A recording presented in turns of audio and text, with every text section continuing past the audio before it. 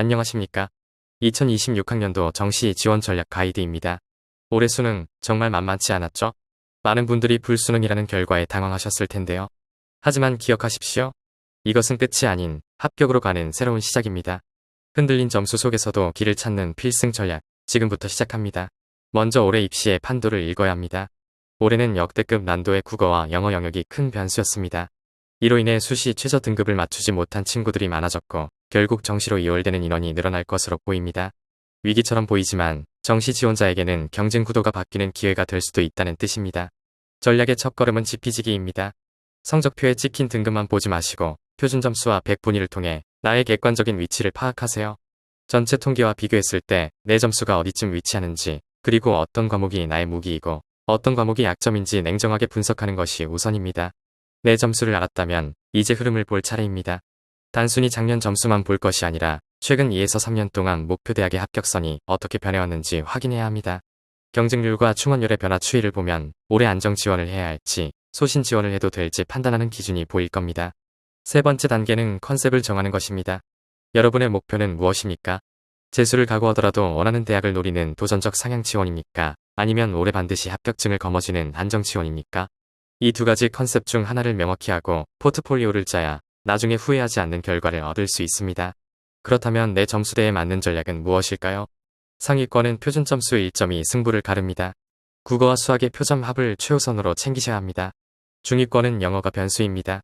영어 등급 간 점수 차이가 적은 대학을 공략하는 것이 팁입니다.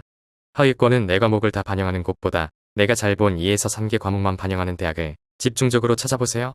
이 슬라이드를 주목해주세요. 같은 표준 점수라도 대학이 부여하는 가중치에 따라 결과는 천지 차이입니다. 보시는 것처럼 국어와 수학 점수가 같아도 수학 가중치가 높은 대학에서는 환산 점수가 무려 26점이나 더 높게 나옵니다. 내 강점 과목에 가중치를 주는 대학, 그곳이 바로 여러분이 지원해야 할 곳입니다. 한 과목은 1등급인데 다른 과목을 망쳤어요? 이런 고민하시는 분들 계시죠? 포기하지 마십시오. 수도권의 많은 대학들이 국, 수, 영, 탐 4과목을 모두 반영하지 않습니다. 성적이 좋은 2에서 3개 과목만 반영하는 대학을 찾으세요. 망친 과목을 지워버리는 것, 이것이 바로 약점을 극복하는 전략입니다. 하지만 주의할 점이 있습니다. 일부 영역만 반영하는 대학은 나처럼 특정 과목만 잘 본 친구들이 몰리기 마련입니다. 그래서 합격 컷이 생각보다 훨씬 높게 형성됩니다. 이 전형은 안정 지원보다는 소신 지원 카드로 활용하시는 것이 현명합니다. 이제 수능 점수가 전부가 아닌 시대가 오고 있습니다. 서울대, 고려대에 이어 연세대 등 주요 대학들이 정시에서도 내신 성적, 즉 학생부를 반영하기 시작했습니다. 특히 합격선 근처의 동점자 구간에서는 이 학생부 점수가 합격과 불합격을 가르는 결정적인 열쇠가 될 수 있습니다. 그리고 매우 중요한 체크 포인트, 바로 학교폭력 조치사항입니다. 학폭 기록은 가점이 아닌 아주 치명적인 감점 요소로 작용합니다. 심한 경우 사실상 지원 자체가 불가능할 정도의 페널티가 있으니 모집 요강을 통해 반드시 감점폭을 확인하셔야 합니다.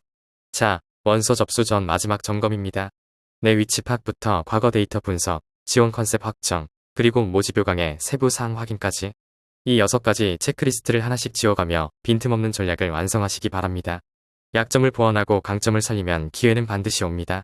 2026학년도 대입, 여러분의 새로운 시작을 진심으로 응원합니다. 지금까지 입시 공방에서 전해드린 정시 지원 전략 가이드였습니다. 감사합니다.